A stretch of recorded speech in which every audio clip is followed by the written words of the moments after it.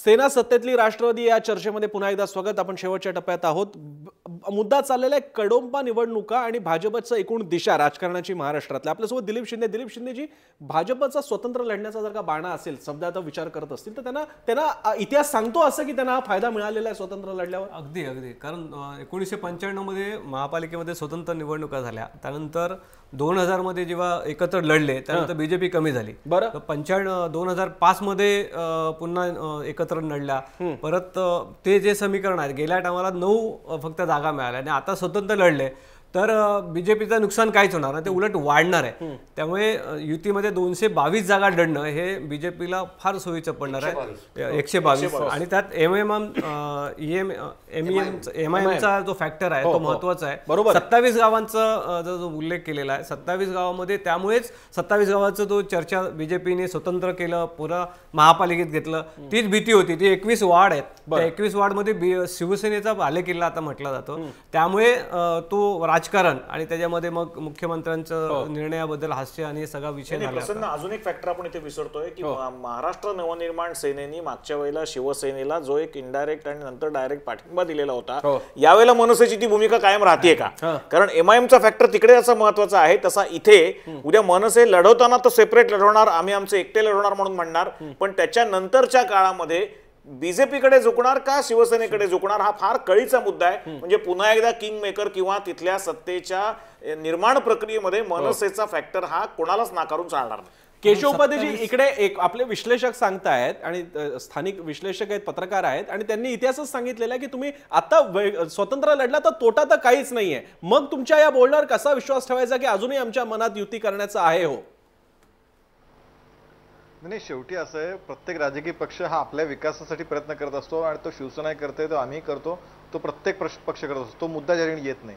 पण तरी सुद्धा आम्ही सातत्याने आणि मागची उदाहरण विश्वास ठेवण्यासाठी आहेत ना। आता काही महिन्यापूर्वी औरंगाबाद आणि नवी मुंबई असंच शेवटच्या क्षणी युती झाली होती, ती काही अगोदर झालेलीच नव्हती शेवटच्या टप्प्यामध्ये। शेवटी युती करण्याचा प्रयत्न हा प्रामाणिकपणे करण्याचा प्रयत्न केला, पण ती प्रत्येक वेळी यशस्वी होईल असं नाही। स्थानिक स्तराच्या शेवटी तिथले गणित वेगळे असतात, कार्यकर्त्यांच्या अपेक्षा वेगळ्या असतात आणि त्यामुळे तसे निर्णय करावे लागतात। पण त्याच वेळी निवडणुका झाल्यानंतर आम्ही एकत्र गरजेनुसार म्हणजे गरज असेल तर एकत्र येतात, तो काही मुद्दा इथे येतच नाही। त्यामुळे विश्वास ठेवू नका, विश्वास कसा ठेवायचा असं म्हणण्याचं कारण नाही। प्रयत्न आम्ही प्रामाणिकपणे केला, कदाचित चित्र युती झाली नाही असं चित्र आहे, ते होणार नाही नाही। पण केशवजी गंमत वाटते, केशवजी यापूर्वी जेव्हा जेव्हा युतीचा विषय यायचा त्यावेळी एक नेहमी वाक्य ठरलेलं असायचं की हिंदुत्वाच्या व्यापक पार्श्वभूमीवरती आणि त्या सगळ्या जमिनीवरती मुद्द्यावरती आम्ही एकत्र आलेलो आहोत। आता तुमच्या मगाच्या एका तासाच्या चर्चेत एकदाही हे वाक्य तुम्ही बोलला नाहीत। मुळात त्या बेसवरती आम्ही एकत्र आहोत ना, म्हणजे राज्यात काय ह्याच्यात काय म्हणजे शेवटी दुसरं म्हणजे हिंदुत्वाच्या मुद्द्यावरती आमचं तो आहेच। म्हणजे भाजपला तर हिंदुत्व वेगळं काही सांगण्याची गरज कधी लागतच नाही, म्हणजे निवडणुकीसाठी आम्ही ते वापरत नाही, पण शेवटी हिंदुत्व आमचं आहेच आणि शेवटी शिवसेना त्याच अँगल आमचा मित्रपक्ष आहेच ना। तो मुद्दा येतो कुठे वेगळा, काही वेगळं रोज त्या 10 वेळा सांगितलं पाहिजे हो आम्ही हिंदुत्वासाठी एकत्र आहोत, हो आम्ही हिंदुत्वासाठी एकत्र आहोत, असं म्हणण्याचं काही कारण नाही त्यासाठी। अकोलकरजी यांच्या जर का हिंदुत्व, जर का कल्याण डोंबिवलीच्या नागरिकांसमोर जर का ते हिंदुत्वादी गड वगैरे आहे आणि कोणाला तरी निवडायचं असेल तर कोणाचं हिंदुत्व गडद आहे, कोणाचं हिंदुत्व जास्त आक्रमक आणि अपिलिंग आहे? देशभरामध्ये हिंदू हृदय सम्राट हे विशेषण फक्त बाळासाहेब ठाकरे यांना लावलं जात होतं। त्यांच्या विरोधात म्हणूया नको, खरं म्हणजे विरोधात हे म्हटलं तरी हरकत नाही, कारण विधानसभा लढलेच ते विरोधामध्ये। त्यांच्या विरोधामध्ये एक नवीन हिंदू हृदय सम्राट या देशात 2014च्या निवडणुकांनी उभा केलेला आहे आणि तोच हिंदू हृदय सम्राट आता बिहारमध्ये प्रचारात गुंतलेला आहे। तो कोण आहे त्याचं नाव पण सांगण्याची गरज नाही। त्यामुळे हिंदू हृदय सम्राट हा किताब शिवसेनेकडून खेचून घेण्यासाठी आणि आमचं हिंदुत्व अधिक मोठं आहे असं दाखवण्याची ही लढाई 2014 पासून किंबहुना मोदी यांच्या हातात भारतीय जनता पक्षाची संपूर्ण सूत्र केली तेव्हापासून सुरू झालेली आहेत। की एक वेळ शिवसेनेचं हिंदुत्व हे महाराष्ट्रात प्रखर होतं, गर्व से कहो हम हिंदू आहे ही घोषणा बाळासाहेबांनी महाराष्ट्रात नेली, त्यामुळे नंतर शिवसेनेबरोबर युती यांना करावी लागली। त्या तपशिलात जाण्याचं कारण नाही, कारण ते सांगतात की आम्ही 84 पासून बरोबर आहे, ते चूक आहे, कारण 85ला ते एकमेकांच्या विरोधात लढलेले आहेत भाजप आणि शिवसेना।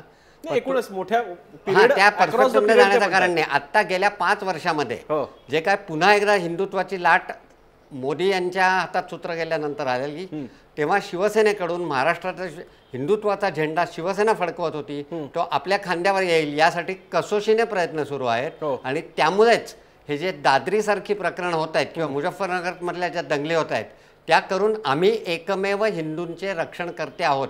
जी मुंबईत शिवसेनेचा रोल होता, जो 2-3 दंगलींच्या वेळेला शिवसेनेने बजावला होता, तो आता ते बजावू इच्छित आहेत असं माझं मत आहे. शेवटच्या कमेंटसाठी डॉक्टर समीरण वाळवेकरांकडे जाण्यापूर्वी मी शिंदेसाठी एक मुद्दा आहे. शिंदेजी, जर का समजा भाजपला इकडे जागा मिळाल्या तर याचा अर्थ मराठी माणूस भाजपला मत करतो असा ग्रह भाजप मुंबईच्या निवडणुकांच्या दृष्टीने करून घेऊ शकतो का, असा समज करून घेऊ शकतो का? हो, नक्की नक्की मराठी माणूस आहे. आणि उत्तर भारतीय जो मतदार आहे तो कल्याण डोंबिवलीमध्ये मोठ्या प्रमाणावर आहे. आता बिहारच्या निवडणुका आहेत, ह्या पार्श्वभूमीचं समीकरण जर बघितलं तर ते बीजेपीला त्यांना खूप पॉझिटिव्ह संकेत आहेत.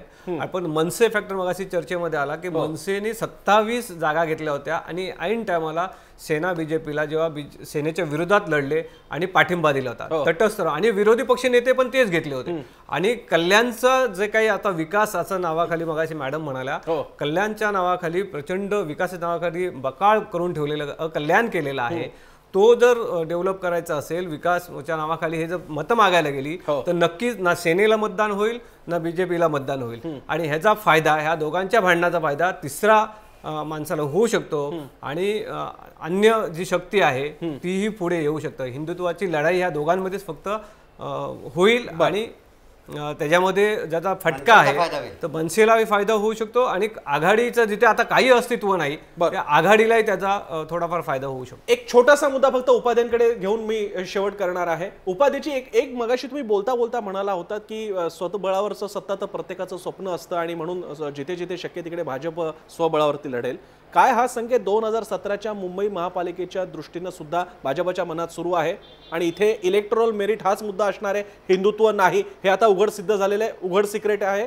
नाही, मी भाजपच्या संदर्भातलं ते वाक्य बोललो नव्हतो. मी वाक्य हे प्रत्येक राजकीय पक्षाला असं वाटत असतं की आपले पक्ष वाढला पाहिजे अशा रेफरन्सनी ते वाक्य होतं. त्यामुळे भाजपचं लगेच तो भाजपचं स्वप्न आहे आणि लगेच स्वबळावर लढायचा प्रयत्न आहे असा त्याचा अर्थ काढू नका. शेवटी प्रत्येक राजकीय पक्षाला आपण अधिकाधिक वाढलं पाहिजे, विकास झाला पाहिजे असं वाटतं आणि ते वाटण्यात गैर असण्याचं काही कारण नाही. आणि आजच्या या घटनेवरून लगेच 2017 मुंबई महापालिका मग ते वेगळी लढणार हे इतकं या निष्कर्षापर्यंत जाणंही चुकीचं मला असं वाटेल. शेवटी मधल्या काळात बरेच टप्पे आहेत, त्या सगळ्या चर्चेनंतरच त्यावरती आपल्याला काही भाष्य करता येईल. वाळवेकर सर, शेवटची कॉमेंट करताना आता केशव उपाध्यांनी दिलेली एक लिंक घेऊन पुढे बोलावं असं वाटतं. मधल्या काळात बरंच पुलाखालनं पाणी जाणार आहे. मधल्या काळात मुंबईतल्या मोठ्या सीलिंग रोडला बाळासाहेबांचं नाव द्यायचं की नाही, बाळासाहेब ठाकरेंचं मोठं स्मारक कुठे करायचं, या संदर्भात केंद्र सरकार, मोदी, देवेंद्र फडणवीसजी, शिवसेना यांची काही बोलणी झाली असतील का? आणि असं नेमकं काय घडलं की एका रात्रीत संबंध शिवसेनेचा टोकाला पोचलेला विरोध, त्याच्यानंतर झालेल्या बैठका आणि त्याच्यानंतर मग आम्ही आमचा राष्ट्रवाद कायम ठेवतो पण सत्तेतनं बाहेर पडायचा प्रश्न आम्हाला विचारू नका, इथपर्यंत सगळी वेळ यावी. याचा अर्थच असा की कुठेतरी हा एक सगळा भाग थोडा संयमाने घ्यायचा दोन्हीकडून ठरवलेलं दिसतंय. आणि त्याच्याही पेक्षा पुढे जाऊन शिवसेनेने सुद्धा आता काहीही याच्यावर लगेच स्टँड घ्यायचा नाही. आता एखादं पाऊल, अर्ध पाऊल जरी मागे येऊन दबा धरावा असं वाटला त्यांच्या इमेजला, म्हणजे वाघाला साजेशी मूव, तरी सुद्धा शिवसेना ती करेल. पण हे इतक्या लवकर संपेल असं वाटत नाही. कल्याण डोंबिवलीची निवडणूक, त्याच्यानंतर बिहारची निवडणूक झाल्याशिवाय इथे कुठल्याही प्रकारे राजकीय बदल, आपण ज्या 5 शक्यता आता उजवीकडे दिसत आहेत हे पर्याय आहेत, यातला कुठलाही पर्याय लगेच होईल असं वाटत नाही. मध्यावधी निवडणुकांची शक्यताही वाटत नाही किंवा तिसरं एकवेशन महाराष्ट्रामध्ये ताबडतोब होण्याकरता काही सदृश परिस्थिती असंही वाटत नाही. पण सध्या शिवसेना दुखावली गेलेली आहे. हे दुखावले पण ती आत्ता बाहेर काढणार नाही. राष्ट्रवादाच्या काढावर त्यांना कल्याण डोंबिवली निवडणुका लढवायच्या आहेत. तोपर्यंत दोन्ही पक्ष स्वतःचं अस्तित्व आणि स्वतःचा पगडा वाढवण्याचा प्रयत्न करतील, एवढं मात्र नक्की. पण याच्यामध्ये एकच शेवटचा उपप्रश्न, हिंदुत्वाचा पाया नावाचा प्रकार काही राहिलाय का या दोन पक्षांमध्ये? नाही, निश्चितच हिंदुत्वाचा पाया हा त्यांना दाखवावाच लागेल. एक काळ असा होता की मराठी अस्मिता, ज्याच्यावर अकोलकर चांगलं बोलले असते, मराठी अस्मिता होती, त्याच्यानंतर परप्रांतीयांचा मुद्दा होता. पण आता हिंदुत्वाच्या मुद्द्यावर दोन्ही पक्ष एकत्र आहेत असं म्हणण्यासारखी परिस्थिती नाही. पण दोघांनाही हिंदुत्व आणि राष्ट्रवादी हेच कार्ड खेळावं लागणार, कारण तो शेवटी महाराष्ट्रातल्याच काय भारतातल्या जनतेचा एक अस्मितेचा मुद्दा असतो, मनात दडलेला मुद्दा असतो आणि म्हणून हेच कार्ड त्यांना खेळावं लागणार. आणि म्हणूनच कदाचित संजय राऊतांना लक्षात आलेलं आहे की आता दोन्ही पक्ष जर का हिंदुत्वाची पालखी ढवणारे असतील, घेऊन जाणारे असतील, तर मग आता वेगळापणा काय? तर आम्ही हिंदुत्ववादी तर आहोतच, पण आम्ही अधिक राष्ट्रवादी आहोत, भाजपपेक्षा राष्ट्रवादी आहोत, हा दाखवण्याचा त्यांचा राष्ट्रवादी प्रयत्न होता. पण यातल्या राष्ट्रवादी प्रेरणा या खरोखरच नॅशनलिस्ट अर्थानं राष्ट्रवादी आहेत का वेगळ्या अर्थानं राष्ट्रवादी राजकारणाच्या अर्थानं घेतल्या जाणार आहेत, हे मात्र येणाऱ्या काही काळात, खरं तर कल्याण डोंबिवलीच्या निवडणुकीच्या काळातच दिसणार आहे. तुर्तास आपण या चर्चेमध्ये इथे थांबणार आहोत. मी सर्व मान्यवरांचे आभार मानतो, तुम्ही या सगळ्या चर्चेसाठी वेळ दिला त्याकरता. जय महाराष्ट्राच्या या लक्षवेधीमध्ये आपण इथे थांबतोय. तुम्ही पाहत राहा जय महाराष्ट्र.